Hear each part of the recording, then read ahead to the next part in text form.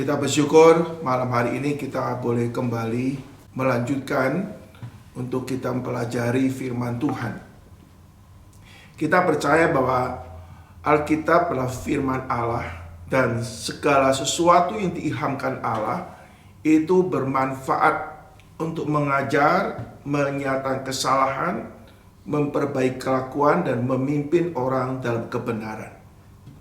Dan waktu kita belajar firman Tuhan, kita akan secara progresif secara bertahap kita lebih mengenal Tuhan secara pribadi, juga boleh mengenal karakter daripada Tuhan.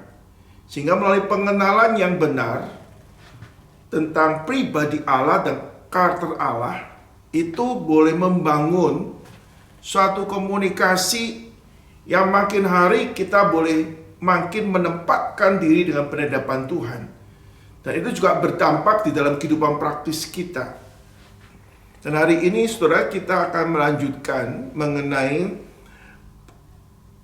kehidupan orang Israel setelah mereka menerima hukum Allah, khususnya 10 hukum. Dan kita sudah masuk dalam Keluaran pasal yang ke-20. Kita akan membaca ayat yang ke-22 sampai dengan 26. Lalu berfirmanlah Tuhan kepada Musa, "Beginilah kau katakan kepada orang Israel, kamu sendiri telah menyaksikan bahwa aku berbicara dengan kamu dari langit. Janganlah kamu membuat di sampingku Allah perak, juga Allah emas. Janganlah kamu buat bagimu. Kau buatlah bagiku mezbah dari tanah, dan persembahkanlah di atasnya korban bakaran, korban keselamatanmu, kambing dombamu dan lembu sapimu. Dan setiap tempat yang kutentukan di tempat peringatan bagi namaku, aku akan datang kepadamu dan memberkati engkau. Tetapi jika engkau membuat bagiku mezbah dari batu, maka jangan engkau mendirikannya dari batu pahat. Sebab apabila engkau mengerjakannya dengan beliung, maka engkau melanggar kekudusannya. Juga jangan engkau naik ke tangga ke atas ke mezbahku, supaya auratmu jangan kelihatan di atasnya." Saudara, bagian perikop ini, saudara, ini adalah bagian transisi. Transisi di mana setelah Tuhan memberikan 10 hukum kepada orang Israel, nanti akan dilanjutkan dengan penjabaran hukum-hukum yang lebih relevan di dalam kehidupan bangsa Israel. Kalau kita melihat di dalam 10 hukum Allah, itu ada hukum yang lebih khusus berelasi dengan Allah. Itu hukum pertama sampai hukum ke-4. Lalu hukum ke-5 sampai ke-10 itu lebih relasi antara manusia satu dan yang lain. Dan ini ada masa transisi, transisi dari 10 hukum menuju penjelasan dari hukum-hukum yang lain, termasuk di dalamnya nanti ada hukum moral, hukum seremonial, dan hukum sipil yang harus diterapkan dalam kehidupan orang Israel sebagai satu bangsa. Saudara, kita akan melihat bagian yang kita baca tadi, ayat per ayat, bagaimana kita memahami. Saudara, kita melihat di ayat 22, "Berfirmanlah Tuhan kepada Musa, beginilah kau katakan kepada orang Israel, kamu sendiri telah menyaksikan bahwa aku berbicara dengan kamu dari langit." Saudara, Allah yang kita percaya adalah Allah yang menyatakan diri dan Allah yang berfirman. Allah yang dikenal melalui firman yang diucapkan. Ini berbeda dengan berhala-berhala, patung-patung, dewa-dewa yang disembah oleh orang-orang kafir, mereka adalah Allah yang mati, Allah yang tidak berbicara. Tapi Allah Israel, Allah orang Israel adalah Allah yang berbicara, Allah yang menyikapkan dirinya, yang bisa dikenal oleh bangsa Israel. Dan Allah berfirman kepada orang Israel. Nah, kita memahami pada waktu zaman itu Allah berbicara lewat Musa. Musa disebut Nabi Allah. Nabi artinya naba, juru bicara Allah. Ya. Allah berbicara kepada Musa. Musa sebagai pengantara untuk meneruskan perkataan-perkataan Tuhan.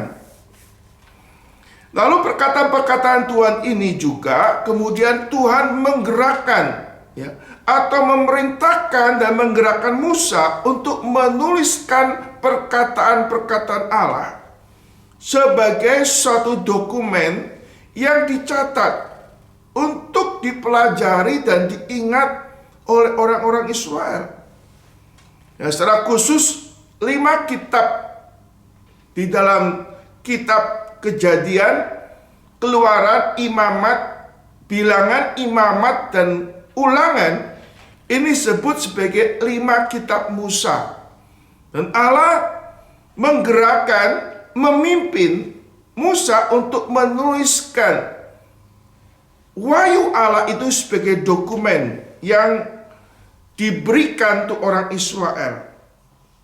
Di sini kamu sendiri telah menyaksikan bahwa aku berbicara dengan kamu dari langit. Ya, jadi orang Israel waktu itu, saudara, melihat, menyaksikan Allah itu berbicara kepada Musa. Dan di dalam ayat-ayat sebelumnya kita memahami di mana Allah menyatakan fenomena yang supranatural, adanya guntur, adanya kilat, ya, adanya suara yang begitu besar yang membuat orang Israel takut. Bahkan mereka mengatakan, jangan Allah sendiri berbicara kepada kami, biarlah Musa yang berbicara. Saudara, kadang-kadang dalam hidup kita, waktu kita mengalami pergumulan, kita nggak tahu apa jalan, atau nggak tahu apa yang harus kita lakukan, kita kadang kepikir, kalau Allah berbicara sendiri kepada saya, kehendak Tuhan dinyatakan kepada kita. Ya. Tapi sesungguhnya, saudara, kalau Allah betul-betul hadir, saudara pasti nggak siap, saudara pasti takut, saudara. Orang Israel nggak berani menghadap Tuhan sendiri. Ya. Sampai katakan, jangan Tuhan sendiri berbicara kepada kami, biarlah engkau sendiri Musa yang berbicara kepada kami. Tapi kita melihat, saudara, Musa adalah orang yang ada iman dan keberanian datang kepada Tuhan. Orang Israel ketakutan ketemu Tuhan, ketakutan Allah berfirman secara langsung. Ini sangat kontras dengan Musa. Musa justru ingin melihat Tuhan, ingin dekat sama Tuhan. Saudara, saya nggak tahu saudara sebagai anak Tuhan hari ini, saudara lebih rindu ingin dekat sama Tuhan, atau saudara justru takut untuk dekat sama Tuhan. Saudara, kata Yesus Kristus, Tuhan berbicara lewat Musa untuk berbicara kepada orang Israel. Dan ayat 23 dikatakan, janganlah kamu membuat di sampingku ala perak, juga ala emas. Janganlah kamu buat bagimu. Ini kembali mengingatkan, saudara, dalam hukum pertama dan hukum kedua. Ya. Dikatakan jangan menyembah Allah lain, jangan membuat patung yang menyerupai apapun dan menyembahnya. Ya. Musa diperintahkan Tuhan untuk mengulang firman yang disampaikan sebelumnya, untuk menekankan lagi, jangan membuat patung yang menyerupai apapun dan menyembahnya. Saudara, kata Yesus Kristus, kenapa Tuhan menekankan? Karena ada kecenderungan orang Israel selama mereka ada di Mesir, mereka sudah terkontaminasi pola hidup daripada ibadah orang Mesir. Nah, Tuhan mengingatkan supaya mereka tidak melakukan atau tidak melanggar firman Tuhan. Jangan membuat patung ala perak, ala emas. Saudara, kita tahu nanti dalam ending di dalam perjalanan orang Israel, mereka membuat lembu emas yang mereka sembah. Nanti kita sampai ke bagian itu kita akan bahas lebih dalam lagi, saudara. Ini suatu peringatan yang diulang-ulang, saudara. Saudara, kata Yesus Kristus, kadang kalau kita pikir bagian ini apa sih relevansinya, saudara? Kita mungkin tidak sampai sebagai anak Tuhan hari ini akan membuat patung menyembahnya, tidak mungkin, ya. Kita punya emas ya disimpan atau didepositokan, tidak mungkin kita membuat patung untuk menyembahnya. Saudara, tapi aspek lain, saudara, dalam hidup kita sebagai anak Tuhan, walaupun kita tidak buat patung menyembahnya, tetapi ada hal-hal yang dalam hidup kita itu akhirnya itu menjadi ilah atau menjadi suatu idol, sehingga itu menyita waktu kita, menyita orientasi hidup kita, sehingga kita ini tidak mengutamakan Tuhan dalam hidup kita. Kita tidak menyembah Allah lain, tetapi ada suatu kehidupan kita yang orientasi hidup kita ini tidak mengutamakan Tuhan. Ada banyak hal yang membuat kita ini tidak mengutamakan Tuhan.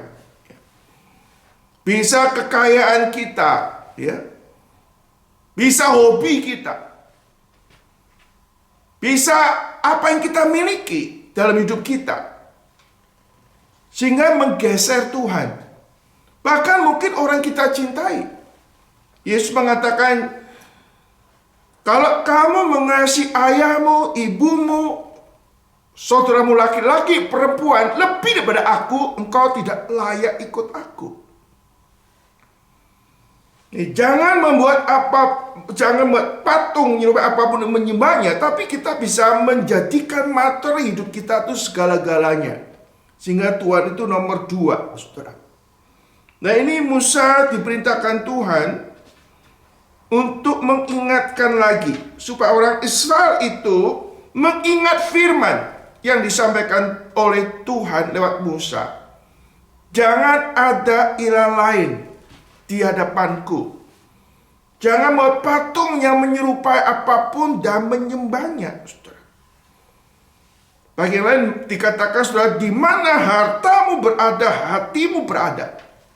Kalau kita coba evaluasi hidup kita, saudara, apa yang membuat kita hari ini, membuat kita menyita waktu, tenaga, dan keuangan kita, sehingga akhirnya kita ini gak fokus kepada Tuhan. Ya. Dimana kita mau invest waktu begitu banyak, konsentrasi begitu banyak, tanpa sadar itu sudah menggeser posisi Tuhan. Alkitab katakan, kalau kamu mengasihi dunia ini dan segala sesuatu yang di dalamnya, keinginan daging, keinginan mata, keangkuhan hidup menguasai hidup kita, membuat kasih akan Allah itu tidak ada lagi. Gak ada waktu untuk Tuhan, gak ada hati untuk Tuhan. Tuhan hanya sebagai suplemen atau pelengkap, bahkan dia hanya sebagai bagian hidup kita, bukannya utama dalam kehidupan saudara dan saya. Saudara, kita mengetahui mengenai Salomo. Salomo awalnya dia seorang yang takut kepada Tuhan. Bahkan waktu diminta oleh Tuhan, kamu minta apa? Aku akan berikan kepada kamu. Dia minta hikmat. Dari hikmat itu dia membangun kerajaannya. Di dalam hikmat itu dia membangun dunia politiknya. Dan hikmat itu dia membangun negaranya. Tapi setelah mendapatkan segala sesuatu yang dia harapkan, Justru saudara, segala sesuatu yang dimiliki itu menyita hidupnya, menggeser hidupnya. Tuhan tidak menjadi utama dalam kehidupannya. Bahkan akhirnya istri-istrinya, kekayaannya itu menjadi berhala dalam kehidupannya. Dan akhirnya dia hidup jauh daripada Tuhan. Kerajaannya terpecah. Dan generasinya itu mengalami kemerosotan yang luar biasa. Karena penyembahan berhala ada di mana-mana. Kenapa? Karena Salomo sudah menggeser posisi Tuhan, bukan yang utama dalam kehidupannya. Kita perlu waspada dan hati-hati di dalam kehidupan kita hari ini. Pengaruh sekularisme, pengaruh konsumerisme, pengaruh hedonisme, itu boleh menggeser hidup kita makin jauh sama Tuhan. Sekularisme yaitu sekular, artinya dunia, kehidupan dunia yang telah dicemari oleh dosa ini, membuat kita bisa menjadi orang namanya ateis praktis, percaya Tuhan tetapi tidak hidup takut kepada Tuhan, hormat kepada Tuhan, dan memelihara perintah-perintah Tuhan. Itu orang sekuler. Negara Amerika dikenal negara Kristen, Australia dikenal negara Kristen, tapi negara Kristen yang sudah bergeser menjadi negara sekuler. Negara Eropa sebagai bahasa disebut orang Kristen, tapi Tuhan tidak menjadi yang utama dalam kehidupan mereka. Firman Tuhan sebagai tidak menjadi otoritas yang tertinggi mengatur kehidupan di dalam masyarakat mereka. Saudara, aspek lain saya tidak bicara mengenai hedonisme. Hedonisme itu bicara kenikmatan hidup, kenyamanan hidup. Ya, orang hanya cari pleasure, ya, cari contentment, kepuasan, ketenangan di dalam hidup ini. Ya. Tapi ketenangan, kenikmatan hidup yang menggeser posisi Tuhan. Ya. Nah, ini menjadi orang yang humanis, ya, yang mau tenang, mau nyaman, tapi nggak ada waktu untuk beribadah, nggak ada waktu untuk melayani. Bahkan waktu ibadah melayani itu menjadi beban dalam hidup mereka. Itu mengganggu ketenangan hidup mereka. Mereka ingin pleasure, leisure without God. Itu hedonisme sekuler, saudara. Aspek lain, saudara, kita lebih mengenai namanya konsumerisme. Kita lebih banyak waktu untuk membelanjakan segala sesuatu yang kita inginkan. Kita hanya memuaskan nafsu kita, keinginan daging, keinginan mata. Seperti Salomo tidak menghalangi keinginan matanya untuk mendapatkan, tapi semua itu kita hanya melampiaskan keinginan dagingnya. Bukan hidup dikendalikan oleh Roh Kudus, dipimpin oleh Tuhan, tapi dikendalikan oleh nafsunya. Yang makin hari kehidupan itu hanya mencari kesenangan sendiri, bukan mencari kesenangan Tuhan. Cara hidup hedonisme, konsumerisme, sekularisme bisa menggeser posisi Tuhan dalam kehidupan kita. Kita perlu memiliki kesadaran.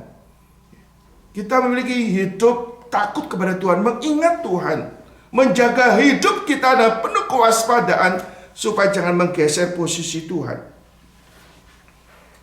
Berikutnya Yesus katakan, kau buatlah bagiku mezbah dari tanah, dan persembahkan di atasnya korban bakaranmu dan korban keselamatanmu, kambing dombamu dan lembu sapimu. Pada setiap tempat yang kutentukan menjadi tempat peringatan bagi namaku, aku akan datang kepadamu dan memberkati engkau. Saudara, ini adalah solusi yang Tuhan berikan kepada orang Israel. Saudara, orang Israel kita mengetahui Allah berbicara melalui Gunung Sinai. Allah berbicara lewat Musa, orang Israel boleh mendengar Tuhan berbicara kepada orang Israel. Dan mereka mengatakan, kami tidak berani mendengar langsung daripada Tuhan. Kami ingin Musa sebagai pengantara untuk berbicara. Tapi sekarang saudara, Tuhan secara progresif menyatakan sesuatu hal. Bagaimana mereka bisa berrelasi dengan Tuhan? Bukan di atas Gunung Sinai. Gunung Sinai bukan di sentral, di mana Allah hadir sehingga mereka kalau beribadah mendengar firman harus ke Gunung Sinai. Tuhan ingin supaya orang Israel sekarang membangun mezbah bagi Tuhan. Saudara, ini adalah satu penyataan Tuhan yang progresif. Saudara, kalau kita melihat di dalam zaman patriark seperti Abraham, Ishak, Yakub, itu zaman patriark. Atau lebih mundur lagi, kita melihat Adam dan Hawa, Habil, Kain dan Habil. Mereka membangun mezbah secara personal, ya. Secara personal, ya. Jadi masing-masing orang membangun mezbah, menyerukan nama Tuhan, mempersembahkan korban. Lalu kita bergeser dari masing-masing orang mempersembahkan korban, membuat mezbah, menyerukan nama Tuhan, lalu mempersembahkan korban bakaran kepada Tuhan. Ada binatang yang dikorbankan di situ. Lalu bergeser menjadi kepala keluarga, orang tua, mewakili anggota keluarga yang lain, membangun mezbah, mempersembahkan korban kepada Tuhan. Ya. Kalau dulu pribadi, sekarang keluarga. Sekarang bergeser secara progresif, sekarang sebagai satu nation, satu bangsa. Mereka boleh beribadah kepada Allah. Mereka membangun mezbah. Mezbah itu adalah ketetapan Tuhan. Allah berkenan hadir memberkati orang-orang percaya melalui mezbah itu. Atau Allah hadir di dalam kehadiran di dalam mezbah. Dan ini ada keunikan tersendiri, saudara. Secara progresif, pertama secara pribadi, keluarga, bangsa. Lalu kita mengakui bangsa Israel membangun mezbah, berseru kepada Tuhan, mempersembahkan korban. Lalu satu kelak digenapi dalam pribadi Kristus. Kristus adalah korban itu. Kalau berkata, kalau Kristus sebagai korban mewakili bangsa-bangsa, ya. Kalau ini hanya mezbah mewakili korban satu bangsa, bangsa Israel. Nanti akan berkembang bagaimana Kristus sebagai korban yang mewakili seluruh bangsa dalam dunia ini. Kita kembali di sini, saudara. Kau buatlah mezbah dari tanah. Persembahkan di atasnya korban bakaranmu dan korban keselamatanmu, kambing dombamu dan lembu sapimu. Saudara, kita fokus pertama berhubungan dengan mezbah. Saudara, mereka bangun mezbah dari tanah. Ya. Dan di mana mereka pergi, ya, Tuhan ingin mereka membangun mezbah. Dan Tuhan mengatakan, aku mau datang dan memberkati engkau. Membangun mezbah, aku akan datang berkati engkau. Ini berbeda dengan mezbah-mezbah yang dibangun oleh orang-orang kafir waktu itu. Mereka bangun mezbah, bangun tempat, itu ada lokasinya, ada tempat tertentu. Orang harus datang ke situ. Tapi saudara, Tuhan yang disembah oleh orang Israel ada Allah yang omnipresent, Allah yang maha hadir. Sehingga Tuhan minta orang Israel di mana mereka singgah, mereka membangun mezbah. Ya. Menyatakan iman Allah beserta mereka. menyalahi ketaatan, mengakui Tuhan sebagai pusat hidup mereka. Dan mereka harus membangun dari tanah atau dari batu yang tanpa dipahat oleh manusia. Dan ini Allah ingin supaya tidak ada andil sama sekali atau jasa manusia di dalam membangun mezbah. Mezbah dari tanah liat sederhana sekali. Bahkan mezbah ini dari batu yang tanpa dipahat. Tuhan ingin lebih ke originalitas, kemurnian. Nggak ada satu bagian jasa manusia di dalam beribadah membangun mezbah secara alami. Bahkan dikatakan, jangan sampai engkau melanggar kekudusan Tuhan. Artinya kalau kita membentuk sesuatu tidak sesuai dengan apa yang Tuhan mau atau cacat, itu suatu mezbah yang nggak berkenan kepada Tuhan. Tuhan ingin adanya originalitas, ada suatu kemurnian, ada suatu kesejatian di dalam kita beribadah kepada Tuhan. Jangan sampai lewat bentuk yang sudah dibuat oleh tangan manusia, justru itu mendistorsi kekudusan Tuhan. Tuhan ingin supaya kita menyembah dengan kemurnian hati. Gak ada polesan manusia sama sekali. Kita mengakui pada waktu Adam jatuh dalam dosa, mereka mencoba menutupin dengan usaha mereka sendiri, yaitu apa? Dengan daun.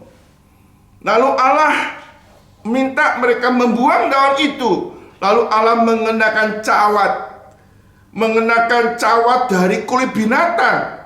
Ada binatang dikorbankan yang menutupi ketelanjangan mereka. Artinya apa, saudara?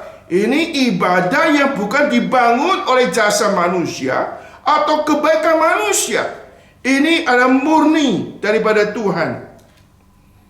Saudara, dikatakan di sini, saudara, ayat ke-25.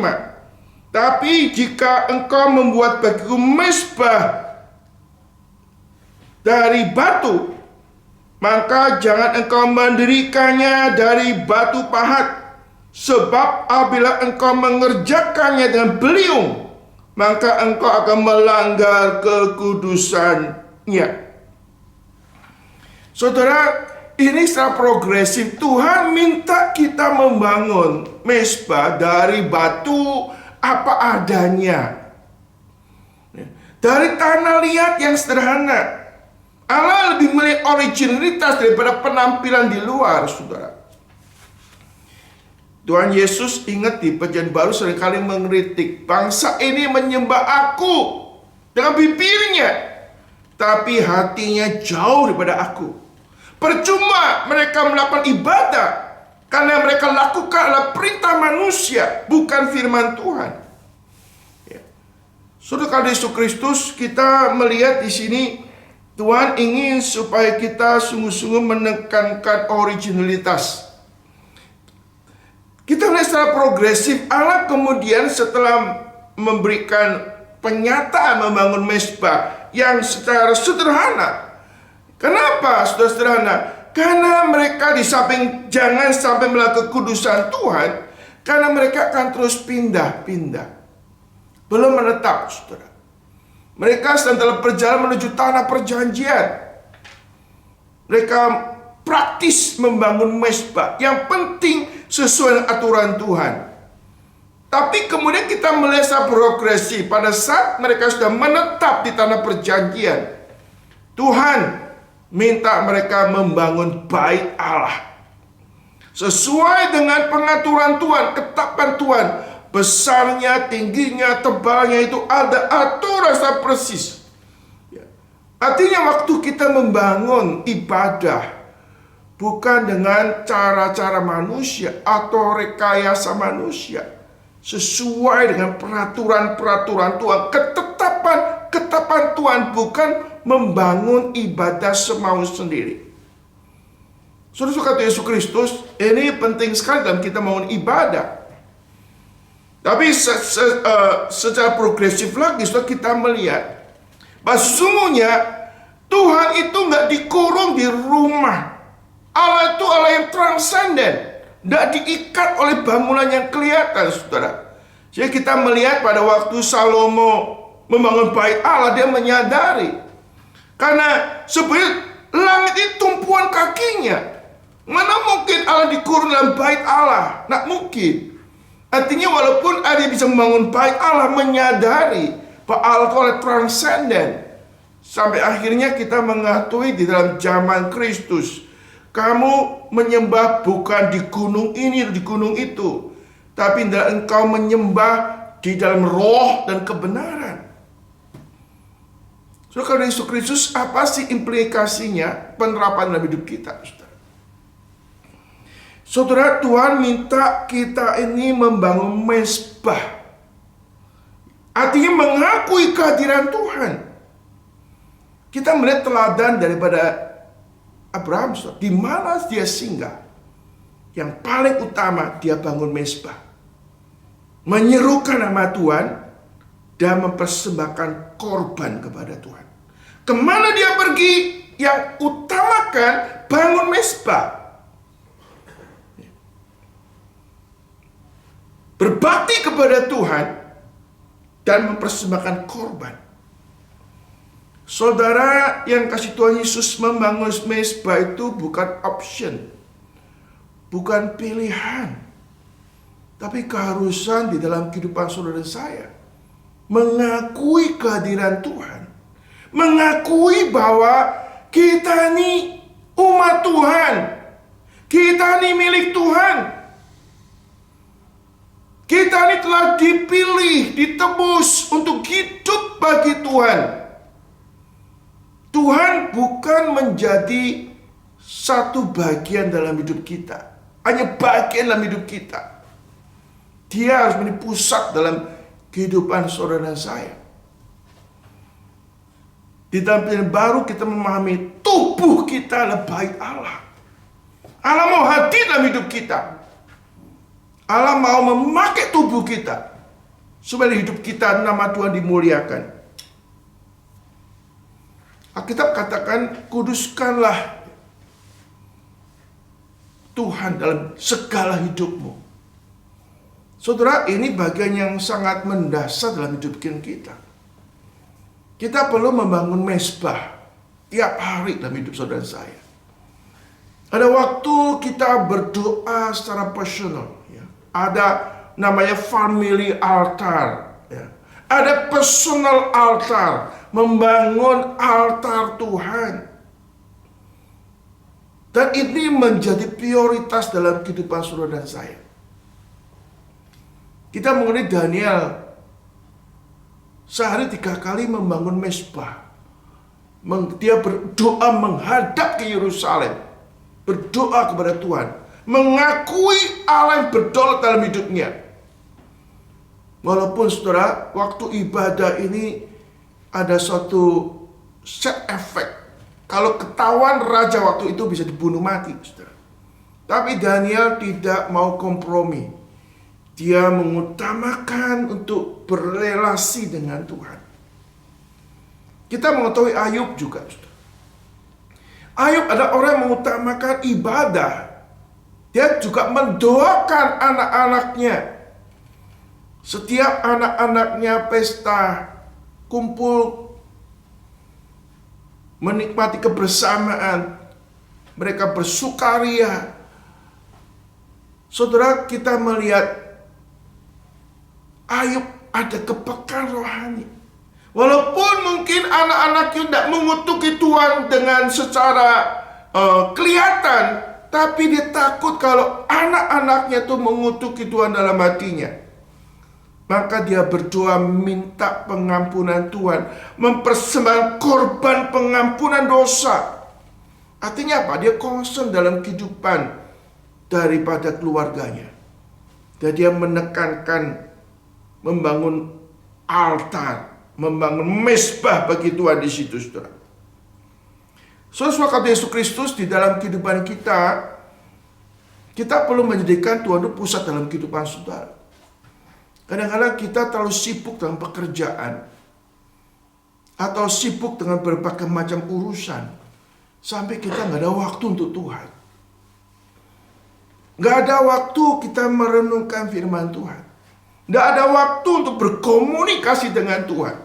Akhirnya kadang-kadang hidup ibadah kita itu hanya secara formalitas belaka. Tidak ada intimasi dengan Tuhan. Tuhan itu hanya sekedar relasi kita hanya formal belaka. Kita nggak menikmati Tuhan. Bahkan kita tidak menempatkan Tuhan sebagai tata dalam kehidupan saudara dan saya. Tuhan yang utama dalam kehidupan saudara dan saya. Kita kadang-kadang bisa bergeser begitu rupa, hanyut dengan kesibukan kita, sehingga kita tidak menempatkan tata Tuhan di dalam hidup saudara sendiri, atau tidak menempatkan tata Tuhan dalam keluarga saudara. Kalau saudara punya usaha, tidak menempatkan tata Tuhan dalam perusahaan saudara. Hidup saudara, perusahaan saudara, apapun yang saudara miliki adalah dari Tuhan. Dan saudara menyadari hal ini. Saudara ingin supaya nama Tuhan dipermuliakan, baik lewat pribadi kamu, keluarga kamu, perusahaan kamu, apapun aktivitas hidup kamu, tata Tuhan ditinggikan. Saudara, Musa mengharapkan orang Israel. Kalau orang Israel waktu itu mereka takut ketemu Tuhan, Tuhan berikan medium, sarana adanya mezbah, membangun mezbah. Mereka datang kepada Tuhan. Yang kedua, saudara, kita melihat mereka mempersembahkan korban bakaran. Di sini katakan di mezbah dari tanah, persembahkan di atas korban bakaranmu, korban keselamatanmu. Saudara, kalau dalam kitab Imamat, kita mengetahui Imamat pasal yang pertama 4 dan 5, korban bakaran itu sebagai korban pendamaian. Ya, saudara, kita semua orang berdosa. Dosa ini menjadi pemisah antara kita dengan Allah yang Maha Suci. Sehingga kita perlu adanya pengantara. Pengantara melalui korban ini, korban pengganti, korban pendamaian. Ya. Ini menuju kepada Kristus. Saudara, perlu ada korban mengakui kita orang berdosa. Tanpa ada adanya korban bakaran yang menuju pada korban pendamaian, tidak ada seorang pun boleh menghadap Tuhan atau bersekutu dengan Tuhan. Kalau ketemu Tuhan, mereka harus mati. Tapi sekarang ada korban bakaran, ada korban pengganti atau korban pendamai, sehingga mereka bisa berelasi dengan Tuhan. Maka dikatakan adanya korban bakaran dan korban keselamatan. Di sini, saudara, ciri khas di dalam orang Israel. Saudara, mereka datang kepada Tuhan perlu ada korban pendamaian yang memperdamaikan mereka dengan Allah, dan itu memungkinkan kita berelasi, bisa datang kepada Tuhan dengan tidak dihukum oleh Tuhan karena ada korban pengganti. Dan ini semua berkait nanti kepada Kristus, menuju kepada Kristus. Di dalam terang firman Tuhan ini, hari ini kita bisa beribadah kepada Tuhan, berelasi dengan Tuhan. Kita mengingat ada korban pendamaian, yaitu siapa? Kristus yang telah mati untuk kita, yang memungkinkan kita bisa datang kepada Tuhan, beribadah, berelasi dengan Tuhan, dan dikatakan kita boleh menerima berkat Tuhan.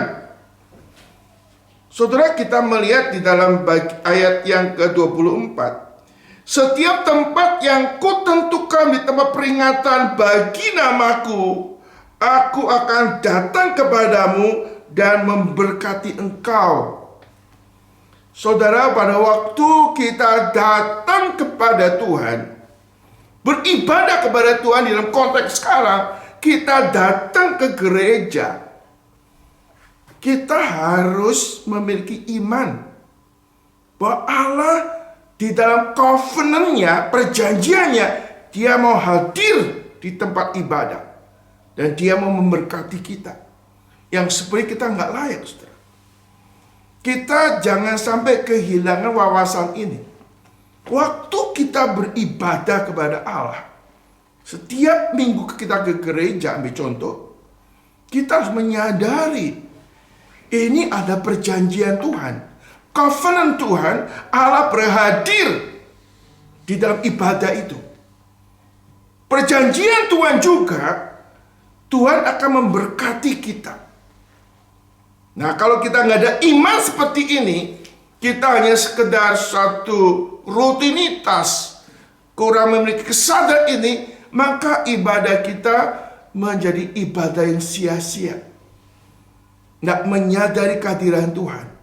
Di dalam Ibrani pasal 11 ayat 6, barang siapa berkenan kepada Allah, ia harus percaya bahwa Allah itu ada dan Allah memberikan upah kepada orang yang sungguh-sungguh mencari Dia. Saudara, kalau kita setiap minggu beribadah dengan pemahaman seperti ini, kita sebagai umat perjanjian Tuhan, ada janji Tuhan akan hadir di dalam mezbah ibadah kepada Tuhan dan Allah memberkati, maka saudara, ibadah itu boleh makin hari membuat hidup rohani kita tuh makin bertumbuh, saudara. Jangan kita beribadah, aduh kok ibadah lagi, rasanya akhirnya menjadi boring. Kita nggak menghormati waktu ibadah, kita nggak ada antusias ibadah, bahkan kita meremehkan saat ibadah. Kita kehilangan berkat perjanjian Tuhan yang Tuhan mau berikan kepada kita. Ini relevansi dalam hidup kita hari ini, saudara. Saudara yang kasih Tuhan Yesus Kristus, kita melihat di sini, saudara. Jadi tadi bicara tentang mezbah, kemudian membicarakan mengenai tadi korban yang menuju kepada Kristus. Saudara, waktu kita beribadah, kita harus mengingat juga korban Kristus yang memungkinkan kita didamaikan dengan Allah, yang memungkinkan kita boleh menerima berkat perjanjian Tuhan karena di dalam Kristus. Di luar Kristus, semua ibadah kita sia-sia. Di dalam Kristus, kita memiliki makna yang lebih dalam dalam ibadah itu. Kenapa? Karena di dalam Kristus itulah memungkinkan kita beribadah dengan benar. Tanpa Kristus, semua ibadah kita nothing. Karena kita orang berdosa.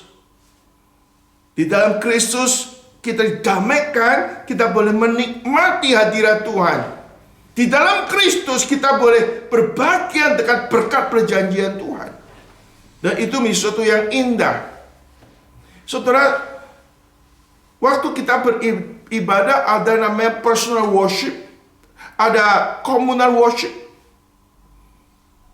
Dua hal ini penting. Kita tiap hari perlu ada waktu beribadah sama Tuhan. Di sisi lain kita perlu ada ibadah bersama dengan jemaat yang lain. Karena apa? Di dalamnya ada covenant. Di dalamnya ada janji. Ada berkat Tuhan akan menyertai dalam kehidupan saudara dan saya. Berikutnya, saudara, kita melihat juga jangan engkau naik tangga ke atas mezbahku, supaya auratmu jangan kelihatan di atasnya. Saudara, kita melihat kalau di dalam kuil-kuil ibadah orang kafir pada waktu itu, saudara, mereka kurang memperhatikan kekudusan Tuhan. Memang mereka nggak percaya Tuhan yang hidup, nggak memiliki konsep kekudusan, Sehingga tempat kuil-kuil orang-orang kafir yang beribadah dan dikutipkan berhala, justru mereka melakukan perjinan-perjinan yang nggak benar, saudara. Mereka melakukan berbagai hal yang tidak kudus di hadapan berhala-berhala. Karena berhala mereka nggak punya moral, nggak punya standar moral. Saudara, kata Yesus Kristus sebaliknya, waktu seseorang beribadah kepada Allah, Allah yang Maha Kudus, yang Maha Mulia, yang nggak terhampirin itu, maka kita harus memelihara kekudusan. Salah satu bicara mana ketelanjangan. Jangan sampai waktu seorang naik tangga ke atas kemis baku, supaya auratmu jangan kelihatan di atasnya. Ini artinya tidak menghormati Tuhan. Saudara, waktu kita menyembah Tuhan, saudara, kita menyadari bahwa Allah yang kita sembah itu Allah yang berpribadi, Allah yang Maha Kudus, Allah yang benar, Allah yang suci. Maka kita harus memperhatikan kekudusan kehidupan kita. Aspek lain, saudara, kita jangan sampai membuat nama Tuhan itu dicemarkan lewat cara hidup kita. Ini saudara mengakui di dalam ketelanjangan di sini, saudara ya. Ya, kecandaan itu mempermalukan Tuhan, tidak menghormati Tuhan. Ya. Alkitab katakan, jagalah kamu waktu engkau datang ke rumah Tuhan. Demikian juga pada waktu kita beribadah kepada Tuhan, kita bagaimana perlu perhatikan, walaupun ibadah itu lebih rohani, yang lebih sifat internal, di dalam secara internal atau inward beauty. Tapi saudara, kita juga perlu memperhatikan outer, penampilan di luar, saudara. Karena apa yang namanya di luar itu juga ekspresi ada di dalam, saudara. Saudara, secara ibadah Tuhan melihat hati kita lebih dari performan kita. Tapi performan kita ini juga suatu ekspresi daripada hati kita bagaimana. Dan orang yang tidak menghormati Tuhan, akhirnya melakukan sesuatu yang tidak cool di depan Tuhan, itu suatu dosa. Sampai kelihatan auratnya, sehingga orang membuat orang tidak fokus kepada Tuhan. Dan ini mempermalukan nama Tuhan. Kita mengetahui salah satu anak daripada Nuh. Nuh setelah masa banjir, mereka keluar, dia punya 3 anak. Satu anaknya itu melihat ketelanjangan daripada ayahnya, lalu mempermainkan ayahnya. Saudara Yesus Kristus tidak menghormati ayahnya, sehingga anak itu boleh kena menjadi orang yang terkutuk di depan Tuhan. Saudara, bagaimana kita menjaga hidup kita begitu rupa? Hidup dalam kesucian, supaya nama Tuhan nggak dicela. Hidup dalam kebenaran, supaya tidak membuat orang fokusnya kepada Tuhan bergeser, saudara. Tidak menghormati Tuhan lagi. Saudara, kasih Tuhan Yesus Kristus, kita mengakui bahwa setelah hukum ini diberikan oleh Tuhan beribadah, kita mengakui kemudian ada sistem imam. Ada imam-imam yang kelak akan melayani di rumah Tuhan. Dan imam-imam ini dituntut untuk hidup suci, hidup benar depan Tuhan. Karena mereka diwakil Tuhan, dicontoh di tengah-tengah umat Allah, saudara. Kita mengakui anak Imam Eli, bahkan anak Imam Harun. Mereka tidak menghormati kekudusan Tuhan, sehingga anak Imam Harun, Imam besar Harun, harus dihukum oleh Tuhan. Anak Imam Eli hanya dibiarkan mati oleh Tuhan. Bahkan Imam Eli pun harus menerima hukuman Tuhan. Kenapa? Dia lebih menghormati anak-anaknya daripada menghormati Tuhan. Saudara, hari ini kita semua sebagai anak-anak Tuhan, setelah di dalam Kristus, kita semua adalah imam-imam yang melayani Tuhan. Tidak ada lagi gap. Tirai di bait Allah itu sudah robek. Kalau dulu hanya imam besar yang datang kepada Tuhan, ada pelataran bait Allah, ya, ada bagian bait Allah, ada ruang yang maha kudus, ruang kudus dan pelataran kudus. Tapi dalam Kristus tidak ada lagi gap itu. Kita semua adalah orang-orang yang melayani Tuhan.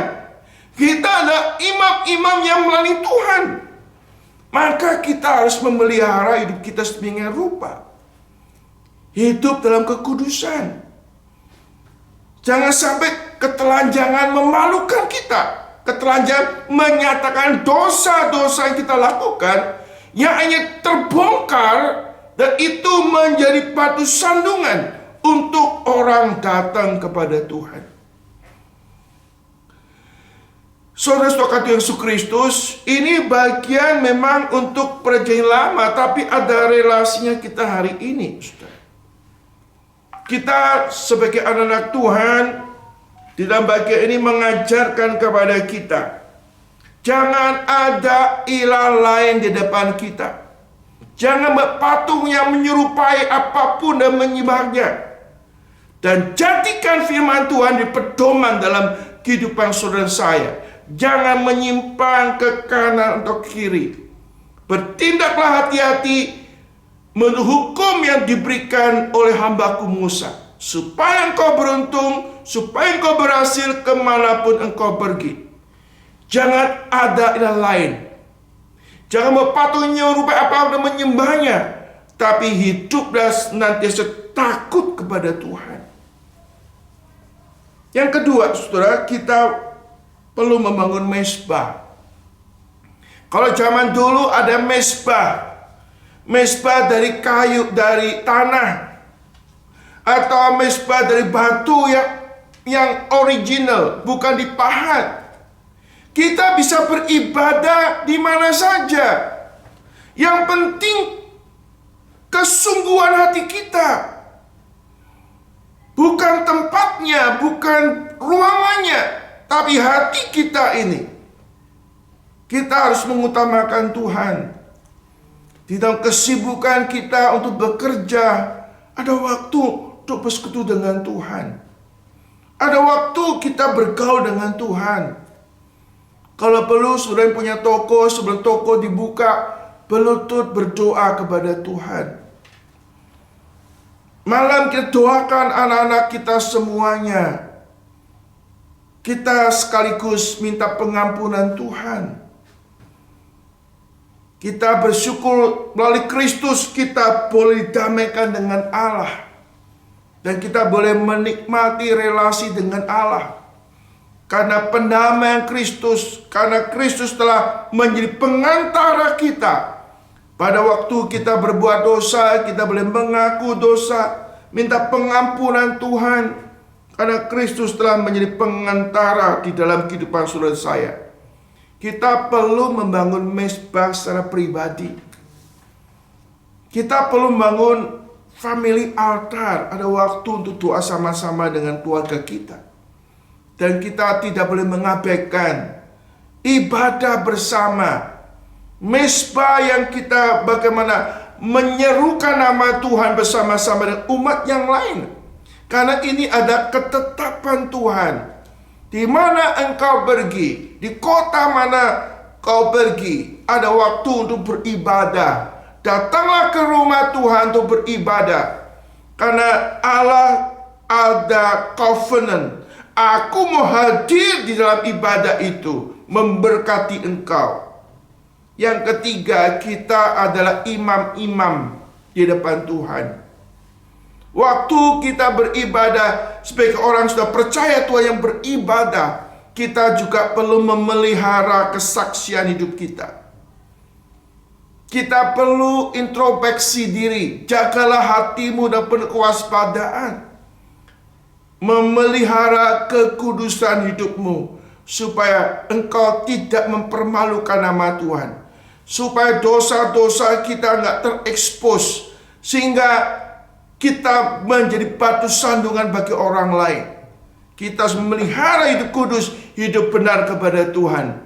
Sehingga melaluinya kita boleh menjadi alat dalam tangan Tuhan, membawa manusia untuk percaya kepada Tuhan.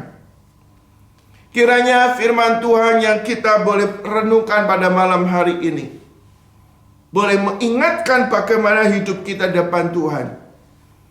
Jangan ada ilah lain. Membuat patung yang menyerupai apapun yang menyembahnya. Waspada dengan bahaya sekularisme, hedonisme, konsumerisme yang bisa menggeser fokus kita dari Tuhan. Kita perlu membangun mezbah, mengakui kehadiran Tuhan. Dia Allah yang maha hadir, Allah yang transenden. Kita mau hidup takut kepada Tuhan dan senantiasa meninggikan tata Tuhan di dalam pribadi saudara, keluarga saudara, atau di tempat pekerjaan saudara. Dan hendaklah kamu kudus dalam seluruh hidupmu, sama Dia yang kudus yang memanggil kamu.